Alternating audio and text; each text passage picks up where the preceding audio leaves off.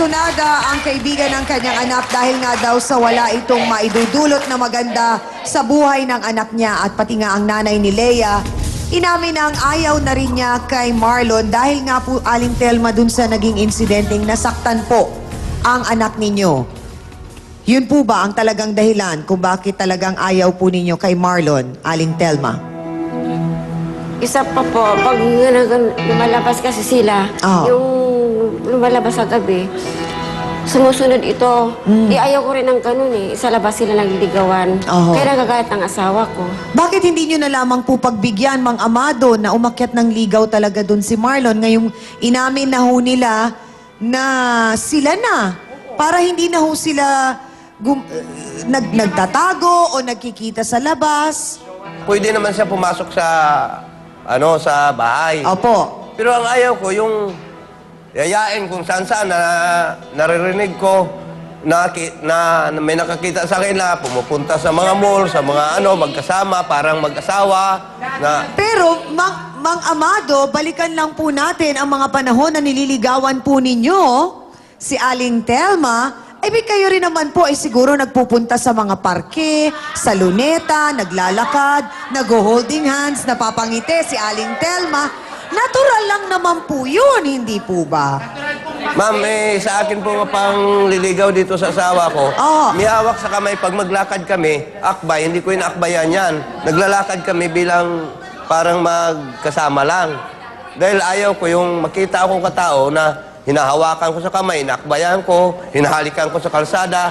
Ayaw ko gano'n. Hindi ho kaya kasi ayaw niyong hawakan dahil nga meron pa kayong ibang kinasama, may sabit pa.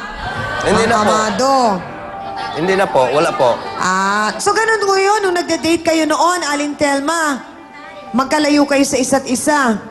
Hindi lang, katabi lang gano'n, katulad nito. Bakit parang kinikilig kayo, Aling Telma? Kaya siyempre nakakayalam sa nakakakita. Kasi ang sinusunod namin, yung noong panahon. So talagang nung nagligawan po kayo, gano'n, hindi kayo nag-holding hands? Hindi. Kailan po kayo nag-holding hands? Yung mag-asawa na kami. Kailan po ba ninyo unang hinalikan si Aling Telma? Mang Amado? Yung magsama na po kami. Sama na kami. Mag-asawa na po kayo? Pero hindi pa ho kayo kinakasal? Hindi po, kasi... Nung nagsama na kayo sa isang bubong? Hindi po, kasi wala naman ang magulang niya dito po. Dahil siya ay nagtatrabaho. Opo. Tapos nung sinabi ko, sumama ka na lang sa akin para Kaya sumama naman ito at saka nangupahan kami. Doon ko na siya na halikan, ko. Okay po. So, bukod po dun sa ayaw nga ninyo na nagkikita sa labas si Marlon at si Leia, pagkatapos nga nun, sila'y nabugbog, tapos may nahuli pa kayong hinalikan ni Marlon, goodbye kiss. Ano po ba ang kinakatakot nyo pa? Ang nakaanuhan ko po, ma'am, baka matulad po sa iba na nalaman na lang ka magulang, malaki na ang tiyan. Kaya yun ang dinaprotekta ko. Lalong nakakahiya. Kaya... Wala ho ba kayong tiwala sa inyong anak? May tiwala naman ako po. Kaya lang, ang kabataan po, sa sobrang init, hindi nakakontrol ko minsan. Opo. Kay Marlon, may tiwala po ba kayo? Wala akong tiwala po.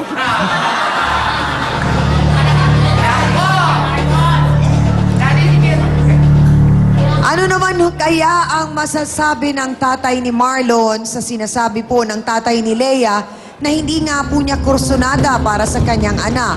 Alamin naman po natin ang panig ni Moises Otek Castro. Pasok! Mang Moises, gaano po katotoo na pati po kayo ay parang nadadamay na sa kaguluhan na ito na merong naging insidente na kayo po ay nakainom, pagkatapos ay medyo parang nagkainitan kayo ni Mang Amado. Totoo po ba yun? Ako yung totoo niyan po yan siya ang nagsisimula hindi naman po kami. Pero kayo daw po ang sumugod. Yung totoo yun. So, ano po ang nangyari? Bakit kayo ay nagkainitan na dalawa? Dahil nga po sa mga bata, Opo. kasi kawawa itong anak niya, binubugbog lagi. Binubugbog po nino? Ni Mado, kaya pag lasing din. Ito naman si Mado, lagi lasing din yan. Binubugbog ka, Lea, ng tatay mo? Pag nalalasing po, Pag nalalasing, anong ginagawa niya sa'yo? sinasampal po kapag nalalaman niya pong magkasama kami ni Marlon o kaya pag nagkikita kami. Nagagalit po siya sa akin pag lasing siya. Bakit kailangan po ninyong saktan? siya eh. Oo nga Nasaktan po, ko lang po pero yan. may batas na po tayo tungkol dyan, Mang Amado. Ma'am, nasasaktan ko lang yan po. Pag sinita ko na siya kung saan siya nang gagaling, Oo nga po, sumasagot sa akin na pero hindi tama. may batas na po tayo tungkol dyan, Mang Amado, na hindi po tama na tayo ay manakit ng mga babae. Tama po ba ako, Attorney Acosta? Yung pananakit po na nangyaring nasampal ni Mang Amado, ang kanyang anak, bawal po yun, hindi po ba, sa ating batas? Tama po yun, tiyang amin. Ngunit dapat natin ditong malaman kailan kaya nangyari yung pananakit na yun para saklawin ng batas na RA 9262. Nung bang minor de edad ditong si Ilang taon ka Lea? Ilang taon ka no, nung nagsimulang masaktan ka ng iyong tatay? Bata pa po ako nun. Basta pag nalalasing po siya, tapos pag may nagawa akong hindi tama, yun, nagagalit siya. Basta kasi mabilis po uminit yung ulo niya eh. Tsaka pag mga ngatwiran kami, ayaw niya. Nagagalit siya kasi sumasagot pa raw kami. Kaya lang, minsan kasi sumusobra na. Sa makatuwid ay maaaring ang hindi lang si Mang Amado, ayaw ko pong i-single out si Mang Amado. Kundi kahit na sinong magulang o ama manakit sa kanyang anak na minor de edad, ay maaaring malabag niya yung Republic Act 9262. At ito yung ating bagong batas na ang titulado nito ay yung Anti-Violence Against Women and Their Children. Na kapag ito ay nagawa ng isang ama ng tahanan, abay medyo mabigat po ang kaparusahan ngayon sapagkat pinoprotektahan nga ng Estado itong mga minor de edad na mga anak at maging ng mga kinakasama o mga asawa sa ganitong pang-aabusong nakikita ng Estado na ginagawa ng mga ama ng tahanan. Marami pong salamat, Attorney Acosta. Mang Amado, naunawaan po namin na kayo po ay, syempre, ay concern lamang po sa anak ninyo. Mahal po ninyo ang mga anak ninyo. Pero, yun nga po, nakakalungkot man, pero may bagong batas na po talaga tayo na sinasabing hindi po tama na sinasaktan ang mga bata, ang mga kababaihan.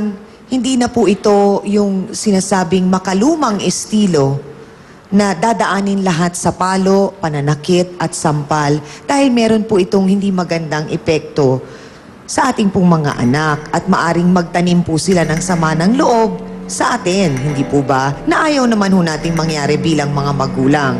Pero ang ayaw na ayaw ko, noong alauna ng gabi, alas 12 ng gabi, nung makita ko sila galing ako sa duty, sa school, security ako, Opo. nadatnan ko sila alauna ng madaling araw doon sa kalsada, nagliligawan. Tama ba yun, ma'am? Hindi nga naman din tama yon bilang isang magulang, Lea. Siyempre, naunawaan mo rin naman ba yung sama ng loob na yon ng tatay mo na ayaw lang niyang nakikitang nasa kalye ka Opo. ng 10 oras ng gabi? Bakit naman umabot kayo ng ganong oras? Hindi po kasi nagkukwentuhan naman po kami, tsaka pag nag-uusap naman Ang po tagal kami. niyo naman magkwentuhan, inabot ng madaling araw? Hindi po. Yung madaling araw po, yung pagkagaling ko po sa trabaho yun. Kasi sa sales lady po ako, alas 2 po ng umagang uwi namin. Siyempre, bago po kami matulog, kwentuhan po kami. No? Sinusundo ka ni Marlon sa trabaho? Opo, nagkukwentuhan po kami sa labas. Sinusundo naman ho pala siya sa trabaho. Dahil nga sa kasundo-sundo sa trabaho, yun ang nangyari sa kanya, nabugbog. Doon ako nagalit. Dahil sa lakad-lakad nila sa ganung oras. Mga kapatid, siguro po oras na para malaman natin kung hanggang saan nga ba kaya niyang ipagtanggol din ang kanyang pagmamahal para kay Lea. Narito po si Marlon Castro. Pasok! Please, please! Please, please! nyo. Marlon, gaano katotoo na nahuli kayo ni Mang Amado na parang nagbigay ka ng isang goodbye kiss kay Lea? Opo yun, nagbigay po ako ng goodbye kiss sa kanya kasi po pinapasok na po siya. Yung pagkapasok po sa kanya, narinig ko na lang po na sinasaktan na po siya, sinisermonan, dahil po sa kiss mo At lang po. gaano katotoo rin na ang isa sa mga kinagagalit ni Mang Amado ay yung insidenteng iniwanan mo si Lea Ito na iniwanan ko habang po yun. binubugbog. Hindi ko po siya iniwanan. Ang totoong nang iwan po talaga yung kapatid niya, yung kasunod niya. Pero bakit ikaw walang... Sandali lang po, Ito, Mang Amado. Hindi ko iniwan. Sasagutin po lahat ni Marlon ang mga nagbabagang tanong tungkol Tama sa ba yan, kanila ano? ni Lea Ano po ang may- sa pagbabalik ano? po ng punong-puno ng revelasyong face to face. Salamat kayo. Hinahon lamang po tayo, Mang Amado. Alam mo, si Toto na nagsalita na tumakbo kayo, iniwanan nyo. Si Tuto ang tumakbo, si Tuto ang tumakbo. Tumakbo si Tuto. Baliktad eh. Si Tuto ang Baliktad, tumakbo. ikaw nun. ang baliktad eh. Sandali lang, Mang Amado. Sandali po. Ito, Huwag po makapasok. natin Ano, daanin. Pinagtulungan nyo sa bahay. Ay, sandali lang po, Mang Amado. Miss Amy Perez would like to thank the following: Dr. Steve Mark Gunn of GAO